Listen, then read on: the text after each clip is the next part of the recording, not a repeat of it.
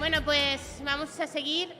El formato del Sagaz de este año es así, porque es nuestro primer Sagaz y yo quería fuegos artificiales, que viniera todo el mundo y que hubiera un montón de charlas y todo, hay un montón de gente y todo. Pero ya estoy viendo que para próximas ediciones habrá menos ponentes y más rato. Y seguramente también grupos más pequeños o otra cosa, ¿no? Entonces ahí sí que habrá el diálogo del que habla el profesor Brucart. Pero este es como es, así que vamos a continuar. Me ha dicho el profesor Hernández que no, Paco me ha dicho que no le presente, que le conocéis todos, que es de la casa, es de Silex, ha sido armonizador, ha sido profesor de la mayoría de los que tenemos edad por haber sido alumnos suyos. Así que bueno, pues les dejo en sus manos.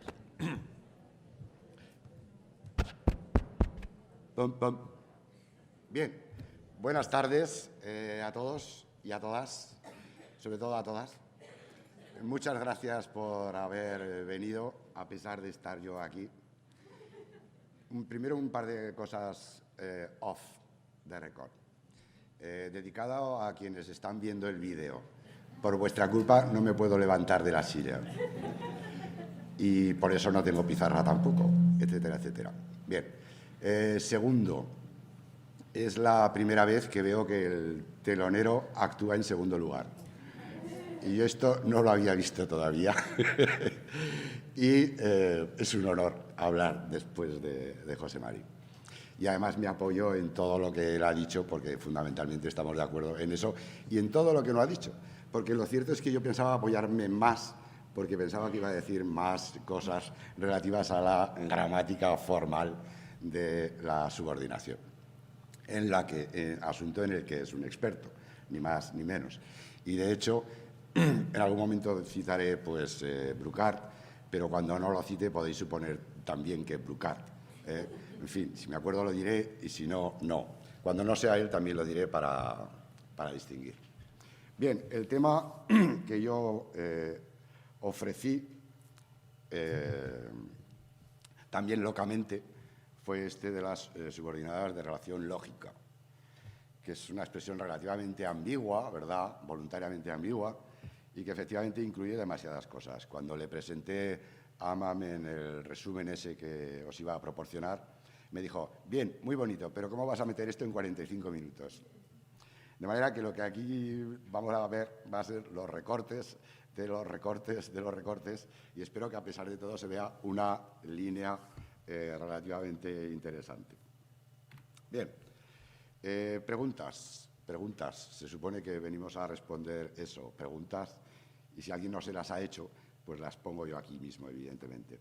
¿Qué es una subordinada de relación lógica? Evidentemente. Y eso incluye, como es normal, dos preguntas. Una, ¿qué son las relaciones lógicas? Y otra, ¿qué es una subordinada?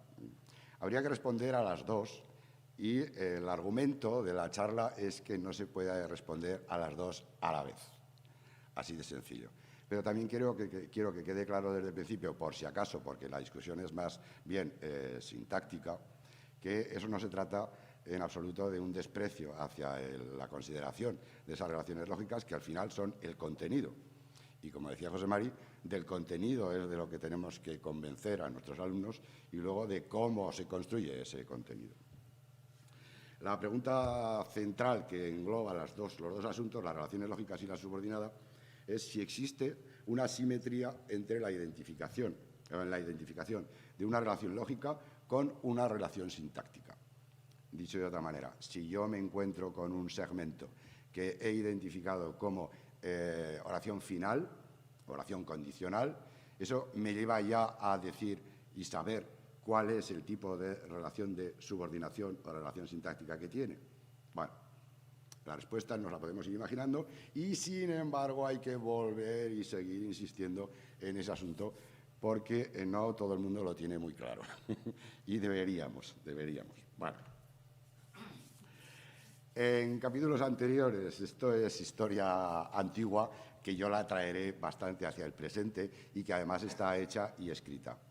De nuevo, José Mari Brucart tiene en el último artículo acerca de la subordinación, que es el que está publicado en la revista Asturiana, tiene una introducción en la que habla digamos, de la evolución de las nociones relacionadas con las subordinadas adverbiales, etcétera, etcétera.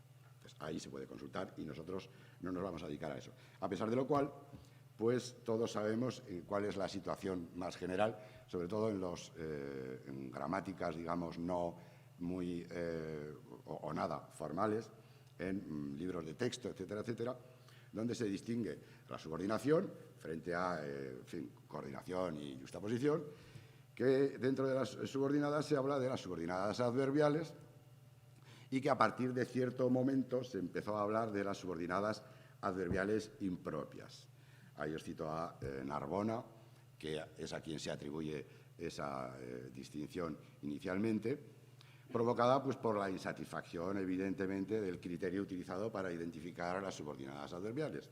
El criterio categorial, en general, hablaba de oraciones subordinadas, como hemos visto, sustantivas, adjetivas y adverbiales, y el criterio era la correspondencia con una categoría compatible. Las sustantivas con sustantivos, las adjetivas con adjetivos y las adverbiales con... Y ahí es donde todo se estropeaba, evidentemente. ¿Por qué? Porque hay tres tipos de subordinación, que son las de modo, las de lugar y las de tiempo, a las que parece corresponder cierto tipo de adverbios. Cierto tipo de adverbios, insisto, que además son adverbios sustitutivos, en fin, tienen sus propias características. El caso es que de esas oraciones nosotros, de las adverbiales llamadas propias, no nos vamos a encargar porque, como José Mari sabe muy bien, son oraciones de relativo. Y, por tanto, no hay nada que decir más a propósito de eso. Cómo se insertan en otras oraciones puede obligarnos a tener en cuenta preposiciones, etcétera, etcétera, pero es otra historia. Y las adverbiales impropias, pues engloban todas las demás. Y cuando digo todas las demás, quiere decir que cada uno hace su lista, más o menos, ¿no? Entonces, hay algunas que todos nos atrevemos a decir, como la condicional, ¿verdad? Más impropia para ser adverbial no puede haber. La causal, la final, a partir de ahí empezamos a callarnos, no nombraremos las comparativas en absoluto y, bueno, tendremos en cuenta causales y finales. Y, de hecho, más frecuentemente utilizaremos las causales como base. Otros han planteado otros tipos de relaciones, por ejemplo, Rojo, cuando habla de la bipolaridad, que es una relación prácticamente de equivalencia entre dos proposiciones o dos oraciones que mantienen una relación que se puede considerar como equilibrada. Yo ya escribí en su momento que desde el punto de vista lógico estoy muy de acuerdo en eso. La condicional es el mejor ejemplo. Si quieres que vaya, iré, pues sí, efectivamente se trata de dos eventos, el uno condicionado por el otro, más o menos equivalentes, como no muy subordinados, pero no muy subordinados desde el punto de vista lógico. Otra cosa es cómo es una gramática, cómo funciona una gramática y cómo algo que es un evento se transforma en una oración y cómo una oración se relaciona con otra. Y ese es otro asunto. Bien, otros pasan de todo esto y hablan de procesos discursivos, de períodos. Eso, como no son nociones gramaticales, simplemente ni lo comento ni lo critico. Hay mucha bibliografía relacionada con el uso discursivo de elementos gramaticales. Bien, yo no voy a hablar de eso. Bien, aparecen las relaciones lógicas en casi todos los casos. En casi todos los casos, al final, de lo que se trata es de que hay una oración principal y de una oración subordinada y que entre esas dos oraciones se dice, lo cual es falso porque es entre los dos eventos, lo que hay es una relación de implicación mutua, un cierto tipo de relación lógica que se denomina causa, condición, finalidad, etcétera, etcétera. Se habla de oraciones principales y de subordinadas, se habla de que la oración es todo el conjunto, en fin, la discusión depende del nivel de formalidad de cada uno. Y, por ejemplo, tanto en la gramática descriptiva de la lengua española como en la nueva gramática de la lengua española, se habla de construcciones. Ahí se olvidan del nombre de oraciones, lo cual les evita hablar de subordinadas, porque, claro, si ya no son oraciones, no hace falta llamarlas oraciones subordinadas, las llamamos construcciones y ya está. Lo cual tiene sus ventajas. pero también tiene sus inconvenientes, evidentemente. Solo en un caso, en la gramática descriptiva de la lengua española, las oraciones finales son las únicas que aparecen como subordinadas finales. Todas las demás en esa gramática son construcciones y en el caso de la nueva gramática de la lengua española, todas son consideradas como construcciones. Lo más habitual, pues, es buscar un emparejamiento entre relaciones lógicas, la lista o los tipos de relaciones lógicas y relaciones sintácticas, pero con esa idea de equiparación. Identificada una relación lógica, encontramos una relación sintáctica. Esta es la lista, yo no sé cómo se ve bien, más o menos, sí. He intentado darle cuerpo. Mi amarillo se ve, ¿has visto? Mi amarillo sí que se ve. Bueno, es que me ha dejado preocupado. Bien, esta es la lista de conjunciones, porque claro, la nueva gramática de la Academia no da una lista de subordinadas adverbiales impropias, no. Da una lista de construcciones agrupadas más o menos alrededor de las mismas nociones y sí que hay un momento en el que habla de las conjunciones. Y ahí es donde da esta lista. Si se supone que si hay conjunciones completivas habrá oraciones completivas, si hay oraciones condicionales habrá oraciones condicionales, etcétera, etcétera. Y ahí tenéis la lista. Las completivas quedan fuera de nuestro ámbito porque no son de las que integramos en las relaciones lógicas. Las condicionales, sí, como, causales, porque, como, concesivas, aunque si bien las temporales no entran, las consideramos de relativo, consecutivas, que, hilativas, luego, con que, comparativas, que, como, y las exceptivas que no tendremos en cuenta tampoco nosotros porque tampoco sé por qué las han incluido, ni más ni menos. Bien, con lo cual nos quedan pues condicionales, causales, concesivas, consecutivas, hilativas. Las comparativas no pienso nombrarlas tampoco. La distinción entre hilativas y consecutivas es cosa de la Academia. Supongo que es una discusión entre las academias, todas ellas, y luego nos aparecerán algunos ejemplos que, bueno, nos permiten ganar tiempo.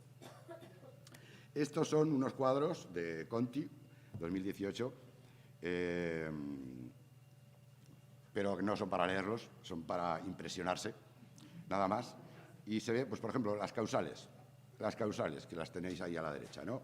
Pues o subordinadas circunstanciales, o subordinadas adverbiales impropias, subordinadas integradas o periféricas, del enunciado o de la enunciación, periféricas u oracionales. Subordinadas sustantivas, con porque o por más infinitivo. Inordinadas, coordinadas, etcétera, etcétera. Eso es un listado de situaciones en las que se encuentran, consultando gramáticas y manuales, las causales. No, esa no es mía todavía. Las hilativas, por ejemplo. Las hilativas, muy entretenidas ellas, son subordinadas, coordinadas o yuxtapuestas. Y ojo, no se trata de que puedan ser subordinadas, coordinadas y yuxtapuestas, con lo cual yo estaría de acuerdo ya de antemano, sino de que o son subordinadas, o son coordinadas, o son yuxtapuestas. ¿Por qué? Porque la noción lógica de hilación lleva a un tipo de relación sintáctica. Y se acabó. Y hay quien dice, no, las hilativas, las construcciones con que, los funcionalistas les gustaban mucho estas, son coordinadas y dan argumentos de por qué son coordinadas. Bien, yo puedo incluso estar de acuerdo en que esos ejemplos, con esos argumentos, son adecuadamente yuxtapuestos, pero no tengo ninguna prueba todavía de que la hilación se manifieste por medio de la subordinación de ese tipo o de la yuxtaposición de ese tipo, etcétera, etcétera. Bueno. Vamos a abrir tres ventanas. Vamos a abrir tres ventanas sobre el asunto. La primera es pomposa, amplia y corresponde a la nueva gramática de la lengua española de la Real Academia y el resto de academias. Bien, a la hora de hablar de la oración subordinada, plantea, antes de seguir, una búsqueda rápida en el manual, en la versión reducida de la palabra problemático, da un resultado de 54 apariciones. No veáis lo que ocurre cuando además añadís se discute y hay falta de acuerdo. Entonces ya todo eso atraviesa la gramática. Bien, dos opciones a la hora de segmentar, en realidad habría que decir, una oración subordinada. Una es si nadie lo advertía y otra si nadie lo advertía. Dicho de otra manera, la pregunta de antes, ¿dónde empieza la oración subordinada? Y una respuesta es en nadie lo advertía y, por tanto, sí, es un elemento externo a la oración del que depende la oración, por supuesto. Y otro es si nadie lo advertía, es la oración subordinada, que es una de esas afirmaciones muy habituales, todavía por ahí, ¿no? De manera que esa conjunción pues estaría incluida en la segmentación. Paralelamente, la ENGLAE, vamos a abreviar, introduce el término grupo preposicional y piensa que si existe ese grupo preposicional se puede pensar en la existencia de un grupo conjuntivo, que estaría formado por la conjunción más el término de esa conjunción, que sería la oración, evidentemente, el resto, para entendernos. Y ahí me pregunto, digo, bueno, pues a lo mejor es una manera de reconocer la naturaleza nuclear de la conjunción y de paso de la preposición, ¿verdad? Si fuera así, habríamos avanzado muchísimo, lo que pasa es que convendría que además lo afirmaran, aparte de sugerir, inducir, etcétera.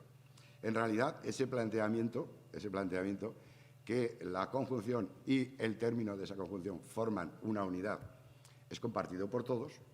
Lo que no es compartido es cuál es la relación que se da entre esos dos elementos.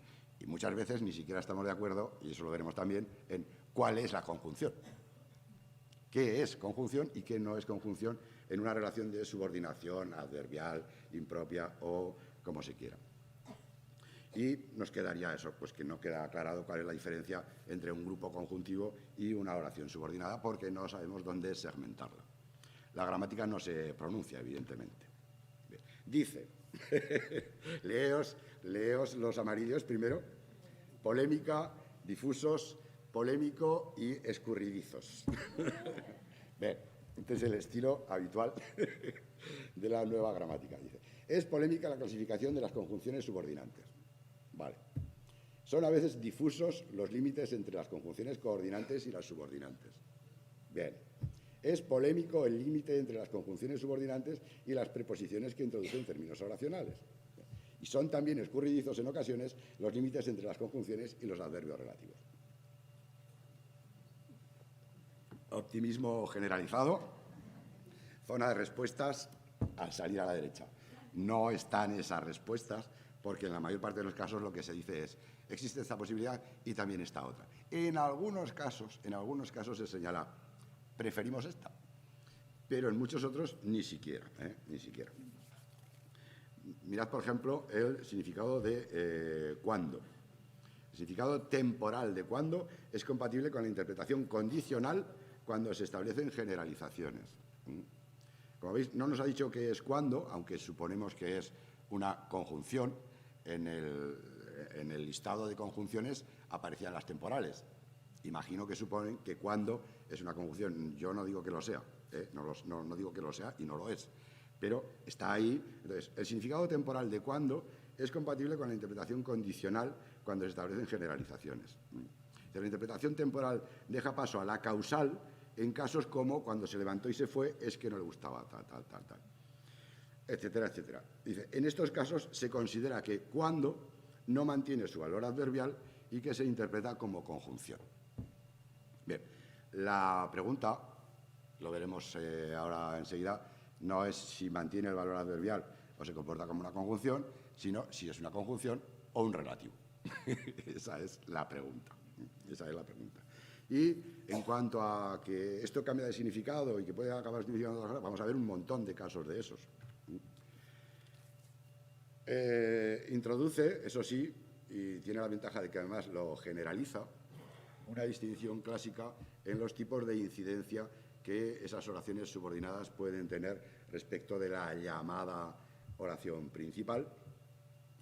Recuerda las causales internas y las causales externas, que tienen que ver con la distinción clásica que todos hemos leído alguna vez en La Pesa y luego en Marcos Marín, en las causales del enunciado y causales de la enunciación. la calle está mojada porque ha llovido, causal del enunciado, y ha llovido porque la calle está mojada, causal de la enunciación, etc. Pero también se puede llamar hilativa y se puede llamar de muchas otras maneras. Eso es lo de menos de momento, porque la terminología no nos interesa demasiado. Bien, en los modos de expresión de este listado de relaciones lógicas que presenta la nueva gramática, aparecen conjunciones y locuciones conjuntivas. A todos nos parecerá más o menos bien ese asunto. Y recuerda, también estaremos todos de acuerdo, en que esas locuciones conjuntivas tienen diferentes grados de fijación.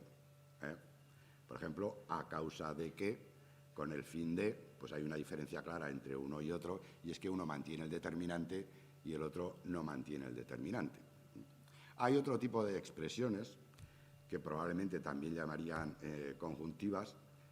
locuciones conjuntivas, que son difíciles de analizar en estos términos, como por ejemplo gracias a que ni tiene determinante ni se le espera ni nada parecido. Bueno, el problema no es ese, el problema, es decir, aceptamos que haya conjunciones y que haya locuciones conjuntivas, el problema es dónde empiezan las locuciones conjuntivas y dónde terminan, y qué papel tiene una conjunción en una locución conjuntiva, porque al final no vamos a llamar locución conjuntiva a lo que no contenga una conjunción.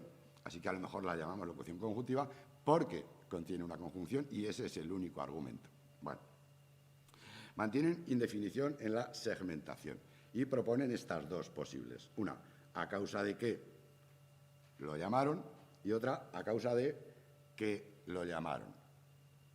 Bien, la diferencia es radical y no plantea preferencias, en este caso, me temo. La idea es relativamente simple. A causa de que es una locución conjuntiva. Sí, la prueba es que contiene una conjunción. ¿Y qué más contiene? Pues contiene una expresión de significado causal. Así de sencillo. Y como ha elegido para este caso, para la expresión del significado causal, un sustantivo, un nombre, tiene que mantener la estructura gramatical de los sintagmas nominales en español. Si este conjunto, a causa de que lo llamaron, quiere funcionar como adjunto de algo, tiene que estar introducido por una preposición, a causa. Si causa quiere tener un complemento que sea oracional, debe acudir a una preposición, de, a causa de que lo llamaron. Y esa es la única segmentación adecuada. No caben equilibrios tampoco. Es decir, el hecho de que haya costumbre o no haya costumbre de algo no exime, y creo que a la Academia tampoco, de plantear los análisis adecuados, sobre todo cuando sobran pruebas para plantear esas modificaciones. Aquí hay ejemplos que no vamos a leer porque pertenecen exactamente al mismo problema. Si leéis los amarillos, con los amarillos tenéis suficiente, porque así terminaré yo a tiempo. En los amarillos tenéis una segmentación de porque era muy valiente, arriba. ¿Cuál es la conjunción?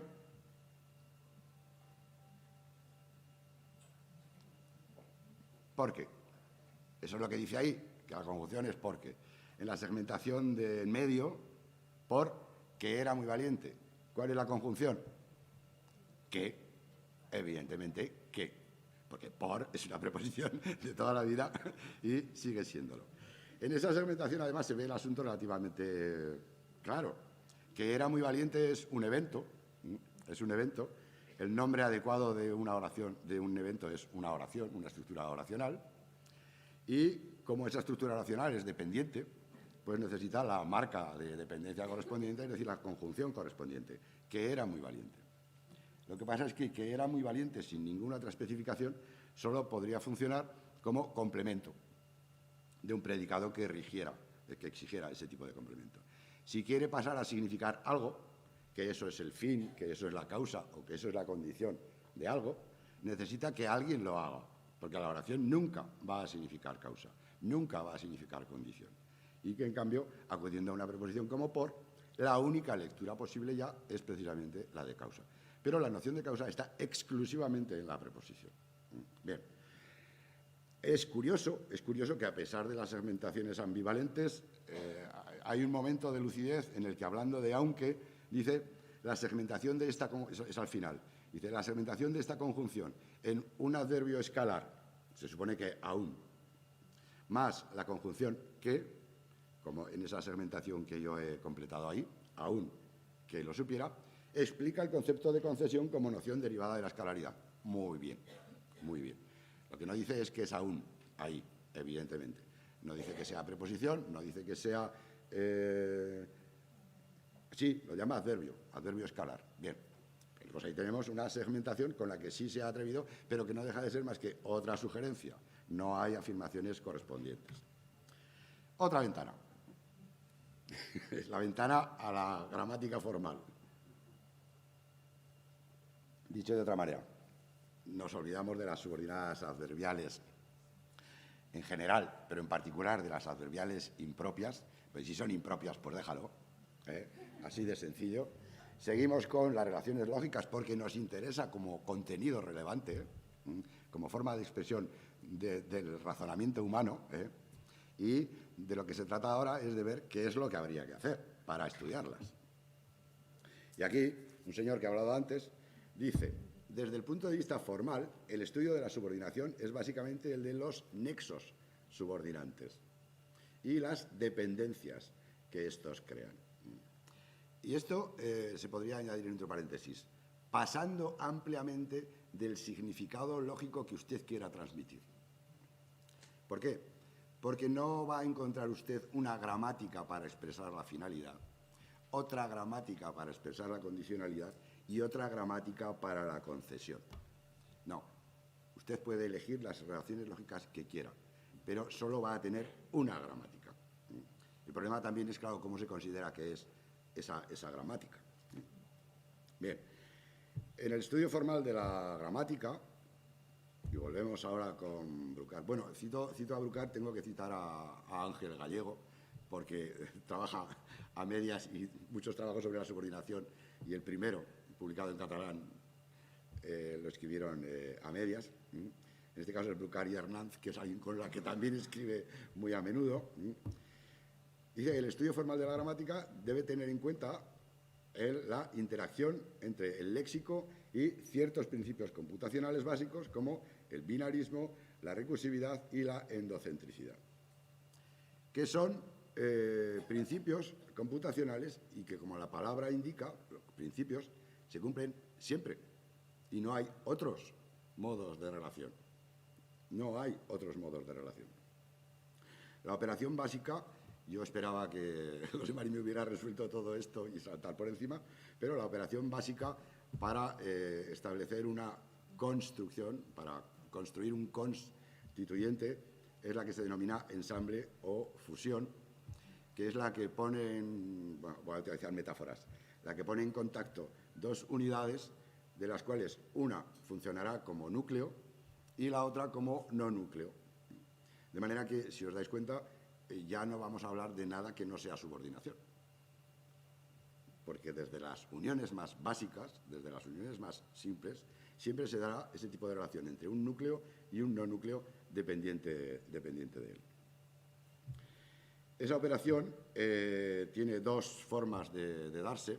Bueno, en fin, se puede discutir, pero dos. Una, la que denominamos el ensamble externo, y otra la que denominamos el ensamble interno. El ensamble externo, metáfora simplificadora totalmente, es el que se produce por la proyección directa e inmediata de las unidades del léxico en la posición sintáctica inicial, que puede ser también la final, evidentemente. Pero es cierto que en la sintaxis se producen ciertos tipos de movimientos, algunos obligatorios, otros no, pero en general siempre motivados, eso sí, siempre motivados. Y el ensamble interno es el que hace que una unidad que ha sido proyectada en una posición se ensamble con, por movimiento, evidentemente, otra unidad que ocupará una posición evidentemente superior a ella, porque todos los movimientos evidentemente son a posiciones más altos. El ejemplo del ensamble externo puede servir cualquier cosa, desde la fusión entre una raíz léxica y el número para formar un sustantivo, eso ya es un ensamble. Evidentemente, aquí hay un ensamble un poquito más explícito para que se vea la idea. y el ensamble interno es el que está ejemplificado en ese ejemplo de interrogación, en el que, como decían antes, hay una palabra interrogativa, el que inicialmente se genera en la posición que le corresponde, porque es el objeto regido por el verbo decir, pero que por efecto de la naturaleza interrogativa de la oración y de su propia naturaleza como elemento Q, sufre un desplazamiento obligatorio al inicio de la frase. De manera que la primera posición que ocupa, la ocupa por ensamble externo, y la segunda, aquella a la que va a parar y donde se adjunta a otra unidad, lo hace por ensamble interno. ¿Por qué tanto rollo? Porque solo hay esa operación. Porque solo hay esa operación. No hay ninguna otra operación. Dice, seguimos con Bruckner, será subordinada a cualquier construcción oracional que entre en un proceso de ensamble con un núcleo subordinante y que, por lo tanto, queda insertada en una proyección sintáctica más alta. ¿Qué es un núcleo subordinante? Llamadlo conjunciones, ¿vale? Llamadlo conjunciones. Específicamente la conjunción que es nuestra generadora arquetípica de completivas, pues esa conjunción es un núcleo que gobierna a una estructura oracional, que depende de él. El concepto nuclear del complementante, que es como se llama esa conjunción, es muy importante. Y el estudio de la subordinación dice que queda centrado en el análisis de las categorías funcionales y léxicas que tienen la capacidad de seleccionar proyecciones oracionales. Bueno, y por tanto quedan dos estrategias fundamentales en la subordinación, que tienen que ver precisamente con la diferencia entre el ensamble externo y el ensamble interno.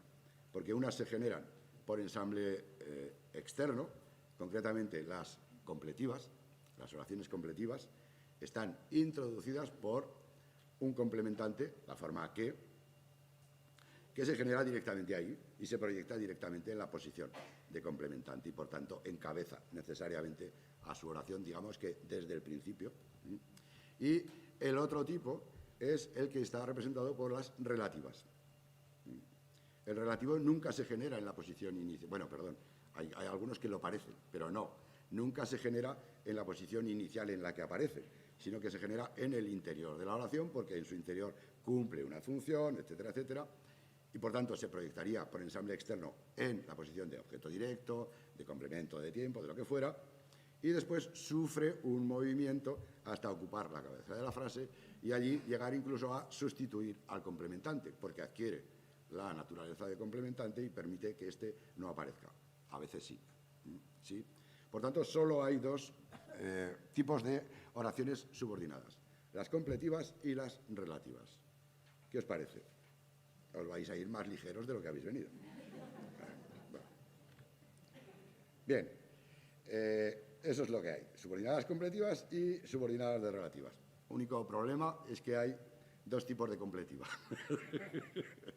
Pero es una diferencia nimia, como veréis, porque no altera la estructura, aunque es cierto que en una de ellas, en la que se denomina completiva enfática, ¿se lee bien? Sí. En la que se denomina completiva enfática, pues sí que se produce un ensamble interno, digamos que suplementario. A ver, el ejemplo primero es, lo hice para verte, la cosa es relativamente simple. Para verte es una expresión final, ¿verdad? Sí, eso lo podemos decir sin ninguna duda. Ahora, ¿qué oración hay en para verte? Verte. Esa es la oración que ahí está incluida. Si apareciera con conjunción, pues sería para que te pusieras contento. Da igual, pero evidentemente puede ser definitivo. Esa diferencia radical todos la sabemos. Si la forma verbal aparece en forma personal, aparecerá la conjunción, y al revés, si la forma verbal aparece en forma no personal, no puede aparecer la conjunción, lo cual es una buena prueba para otras cosas. Bien, entonces, y como verte no es más que una oración, la pobre, si quiere significar algo, tiene que depender de alguien que léxicamente exprese eso. Aquí nos gustaría que significara finalidad, y por eso hemos elegido la preposición para, que es la única que significa finalidad en todo este conjunto. La otra, iré por más que no quieran, como veis, presenta un inconveniente, y es que entre la preposición por y la conjunción que hay un elemento extraño, un cuerpo extraño, que es ese más, que nos dificulta decir. Entonces, por, la preposición por, ¿qué rige? ¿La oración más que no quieran? La idea es que no. La idea es que lo que rige es la oración que no quieran más. Que no quieran más. Pero con un ascenso obligatorio, por otra parte, de ese más a la posición inicial de la oración. No os asustéis. Y además no lo veis bien, pero tengo una ampliación. Ese es el esquema simplificado. Es el esquema simplificado de la oración que introduciría una causal como porque está muy triste. Porque está muy triste. Como veis, pues es igual. Veis que en lo más alto en rojo aparece un sintagma verbal, que es el que permite explicar que aquello de lo que estamos hablando es un adjunto. Es un adjunto para la oración. Y solo puede ser un adjunto. ¿Por qué solo puede ser un adjunto? Porque no hay ningún predicado que rija nunca una expresión causal. ¿Por qué una condicional solo puede ser un adjunto? Porque no hay ningún predicado que rija nunca una expresión condicional, etcétera. Y me callo en el etcétera porque saldrán las finales. Vale. Bien, ese adjunto es un sintagma preposicional. Es un sintagma preposicional en cuyo interior no pasa nada porque todo se proyecta en el lugar normalito. Ahí es tan grande. Ese sintagma preposicional tiene como núcleo una preposición, que es por, y como complemento una oración. Eso que llamamos SC. Y esa oración está constituida por está muy triste, pero es que está muy triste está subordinada. Y, por tanto, debe acudir necesariamente a una conjunción, que se proyecta en el lugar en el que se proyectan las conjunciones. Y, por tanto, aquí nada se ha movido.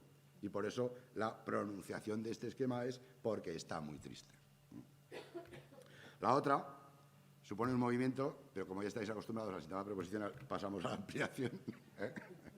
Y aquí, en el sintagma preposicional, la preposición es la misma, porque seguimos queriendo manifestar la misma relación, y lo que ocurre es que no obtenemos un porque esté muy triste. Ojo, porque esté, el modo es relevante.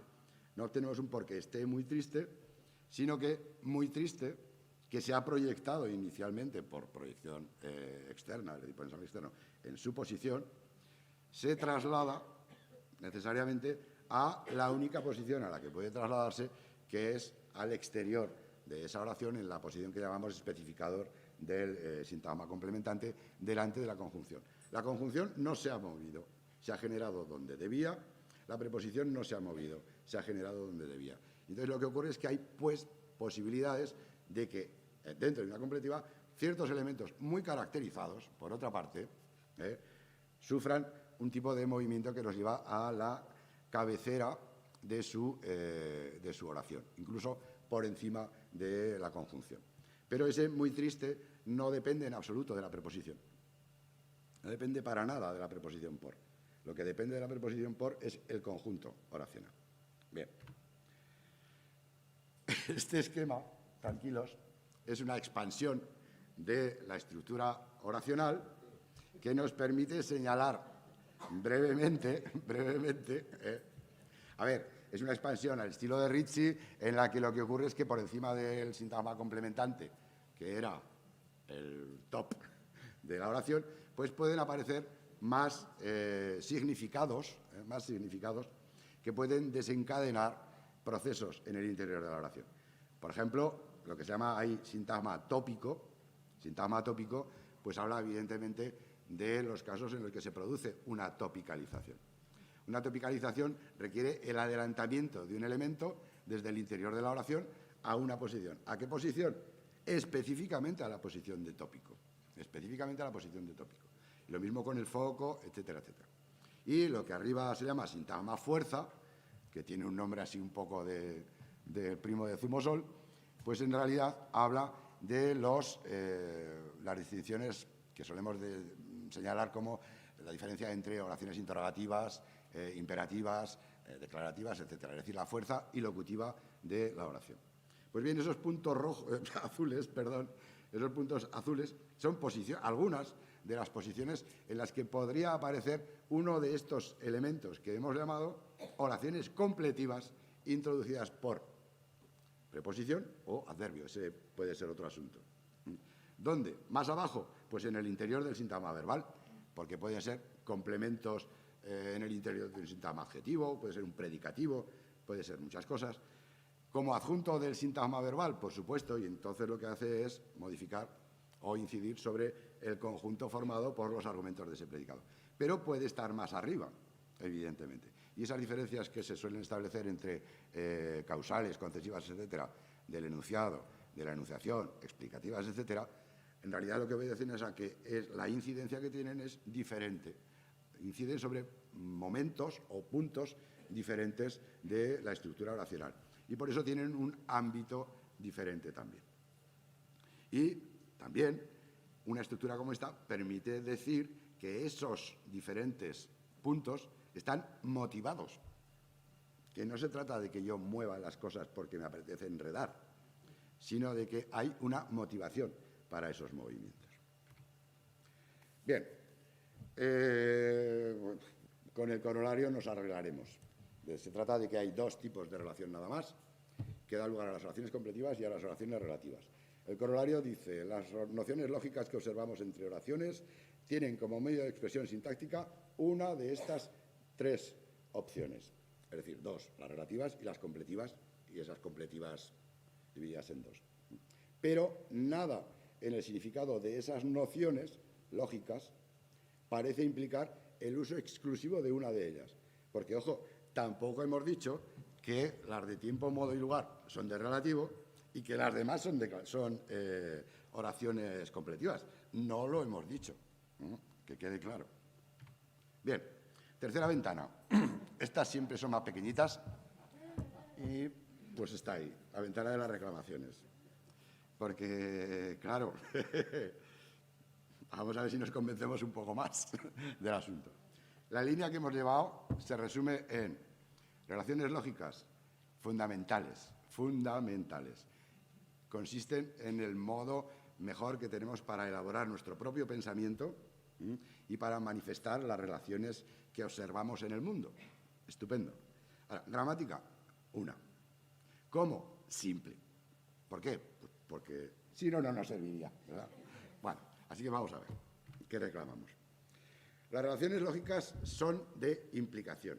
Esto ya son afirmaciones mías. Son de implicación, es decir, siempre son de implicación.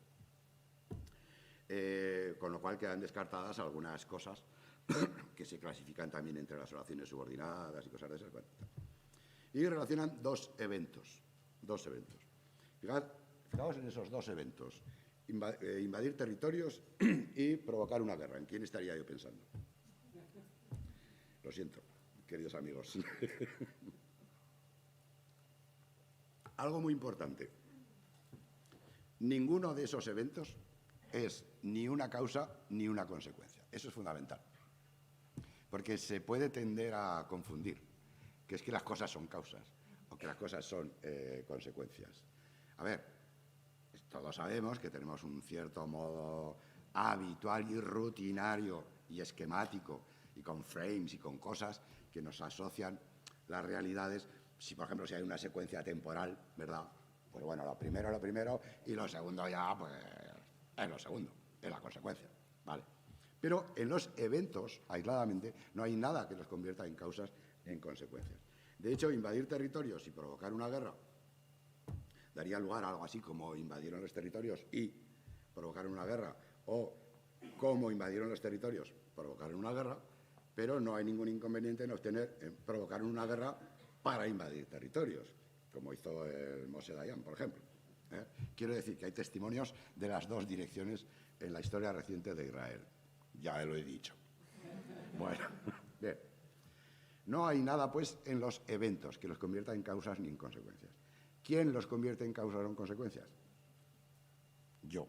Y la gramática no tiene nada que decir a eso. Soy muy libre de considerar las cosas como me dé la gana. Ahora, los modos que tengo de establecer esas relaciones básicamente son estos cuatro. Básicamente. Uno, el que podríamos llamar simplemente causa, pero que es llamado también razón, motivo, explicación, comentario, consecuencia, hilación. Por cierto, la definición de hilación, aunque la gramática distingue las hilativas, la definición que aparece en el diccionario de la Academia de hilación es consecuencia lógica o natural. Digo yo que a lo mejor se podían llamar consecutivas, pero bueno. Y como veis ahí, consecuencia está en una letra más fina, suave, por la sencilla razón de que no es una relación lógica diferente. Es la inversión de la causa, pero es la misma relación. Y el hecho de que sea la inversión de la causa tiene consecuencias en el modo de realización de la causa y paralelamente en el modo de realización de la consecuencia. Lo mismo ocurriría, pero no me voy a meter en esos berenjenales, en la relación que hay entre la contrariedad, 5 minutos horrible, ¿vale? Etcétera, etcétera. O sea, bueno, actuaciones de un hablante. Observar la realidad, analizar la realidad e interpretarla. Decidir cuál es la relación lógica que ve o prefiere ver. Elegir los medios gramaticales para nombrar los eventos. Una oración, un síntoma nominal, porque también se pueden nombrar eventos por otros medios, ¿no? Y elegir una expresión léxica del tipo de relación. Si has decidido que tú vas a hablar de causas, tienes que elegir una unidad léxica que exprese causa. ¿Cuál puede ser? Pues la palabra causa, o la palabra motivo, o la palabra razón. Y también puede ser la preposición por, pero no la preposición para, que está ya acogida para otras cosas. Bien. Hay muchas maneras. La prensa seria tiene mucha afición por los animalitos. Dice, un búho tiene que ser rescatado al estar muy, muy gordo para volar, por comerse de pasados ratones. Bueno, al estar. Al más infinitivo, ¿no? La caída de un caniche desde un edificio provocó 3 muertos. Eso es una causa, ¿no? Digo yo, o sobre todo una consecuencia, vamos. Una equidna atropellada por un coche salva las vidas gracias a su obesidad. Gracias a su obesidad, yo creo que, en fin, entra en el ámbito de lo que estamos nombrando, ¿no? Muy bien. Ahora vais por la calle y os encontráis esto. Pues esto puede dar lugar a casi toda la Biblia en pasta en cuanto a las relaciones lógicas. Como está lloviendo, los cofrades se han metido en el portal. O los cofrades se han metido en el portal para no mojarse. Y los que van con el paraguas, pues van por la calle a pesar de que está lloviendo. Es decir, yo tengo delante una realidad y puedo sacar toda la panoplia, porque en la realidad no hay nada que determine cuál es la relación lógica que yo me voy a imaginar, no imaginar, a imaginar. Bien, muy deprisa todo. Hay elecciones parecidas que pueden ser elecciones muy diferentes. Como quería hacerlo, lo hizo. Y lo hizo como quería hacerlo. La idea es muy simple. Son parecidas, pero desde el punto de vista más tonto del mundo, porque evidentemente son elecciones diferentes. En como quería hacerlo, lo hizo, yo he ido al cajón de las unidades léxicas que expresan causa. Y en lo hizo como quería hacerlo, me he ido al cajón de los relativos y me he cogido un relativo que exprese modo. Punto. Ahora, ¿se parecen mucho? Sí. Bueno, luego tienen comportamientos muy raros, porque como quería hacerlo, lo hizo. No se puede invertir. Y lo hizo como quería hacerlo, sí, se puede invertir, pero por focalización, con entonaciones, etcétera, etcétera. Vale, es igual. Elecciones diferentes pueden servir a los mismos fines. A mis padres los mataron por maestros y por rojos. Estos son todo extraídos de periódicos. Los mataron por maestros y por rojos. Maestros y rojos son eventos, en este caso. Eventos. Y por eso pueden aparecer con esa forma que no parece tener nada de racional. Lo echaron por inmoral, lo mismo. Un evento. La condena por corrupción, otro evento. Esto es importante, por ejemplo, en el caso de las finales, porque las finales enlazan eventos, pero a las finales también se le suma el significado de utilidad. Y cuando interviene el significado de utilidad, pueden no enlazar eventos, sino referirse directamente a objetos. Y entonces quizás estaríamos hablando de un asunto diferente. Bien, los mercados chinos se hunden ante el pánico por el coronavirus. Ante el pánico. No va a ser de lugar, ¿no? Digo yo, ¿no? ¿De qué es? ¿Es una subordinada?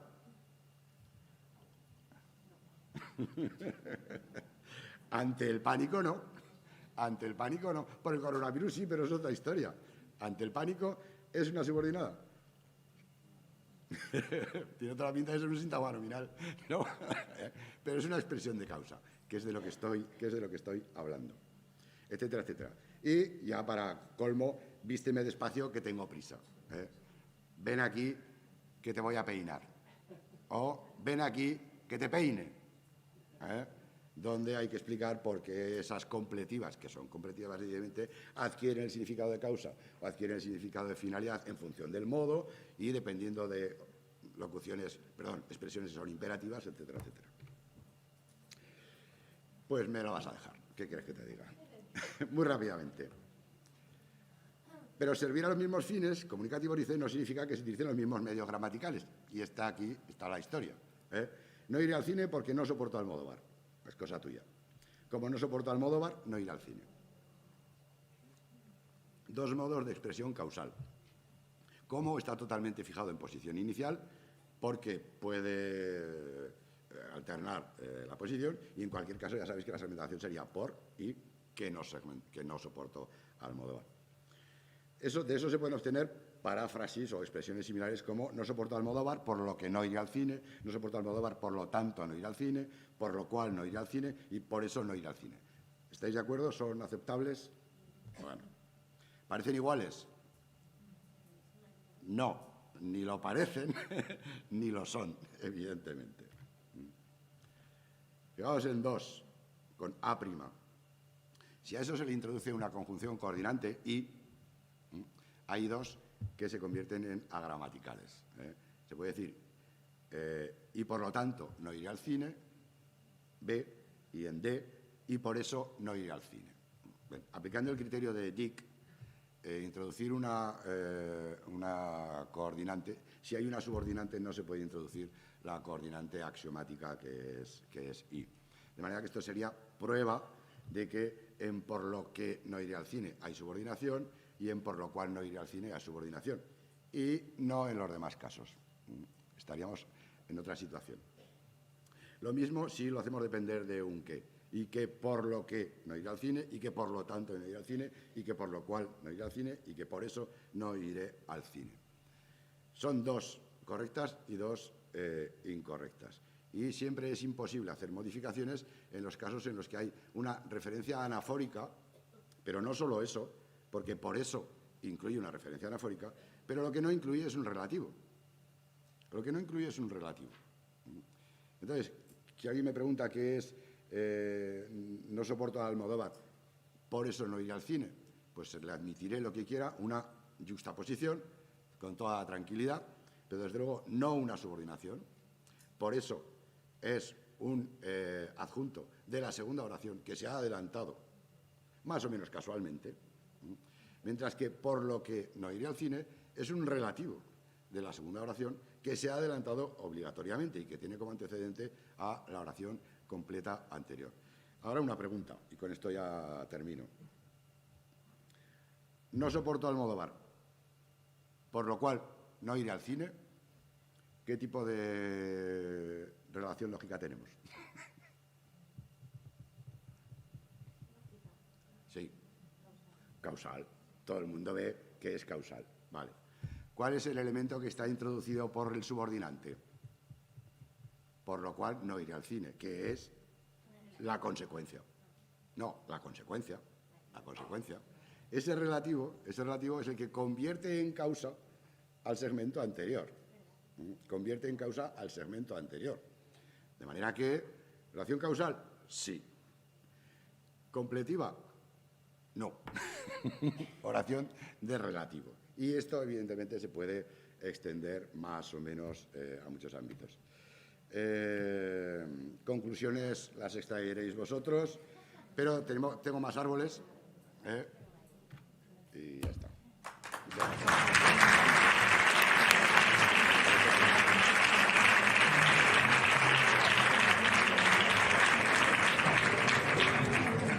Bueno, pues muchas gracias, Paco, que nos has dado muchas pruebas de que semántica y sintaxis van por separado, que ya lo sabíamos, pero que luego sí, cuando nos ponemos a hacer las oraciones subordinadas, pues se nos olvida. Pero creo que habrá que volverlo a ver ¿no? En el vídeo y volver a repasar todas las pruebas y volver a reflexionar y sobre todo pensar qué hacemos con ellas, porque no sé si una condicional es completiva. Y perdonad que pregunte yo. Pues ni me las nombres porque, entre otras cosas, pueden ser de relativo. Por eso. Entonces, arreglas, o sea, como concepto general, que no nos dejemos llevar por la emoción de la semántica, está bien. Luego, para el día a día, hay determinadas cosas que son muy complicadas y que no hace falta llevar al aula. Lo importante Pero la idea general, la segmentación, sí, la segmentación. La idea general de que cuando tengamos una idea buena como para qué segmentarlo y tal, se puede ir haciendo poco a poco en clase, porque eso es como más sencillo y se ve el sintagma preposicional y así.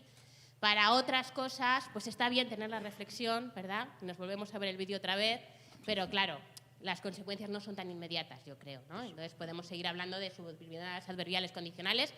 Yo creo que sin tener problemas de sueño ni nada. Lo importante es la segmentación y la pregunta que decía José María. Dice, ¿esta cosa cumple alguna función dentro de la oración subordinada o no? Sí. Yo creo que podemos ir descubriendo relativas, que podemos ir segmentando el para qué y ese tipo de cosas. Eso. Y podemos ir pensando que no todo lo que significa causa tiene que ser una causal, todo lo que significa tal tiene que ser una cual, que si se ve que es otra cosa, pues que se puede plantear, ¿no? Yo creo que esa es como la moraleja de toda la cantidad de pruebas que nos ha ido poniendo Paco encima. No sé si alguien quiere aventurarse a hacer alguna otra pregunta. No, pues lo dejamos aquí y vamos un poquito al juego de blog. Gracias. Muchas gracias, Paco.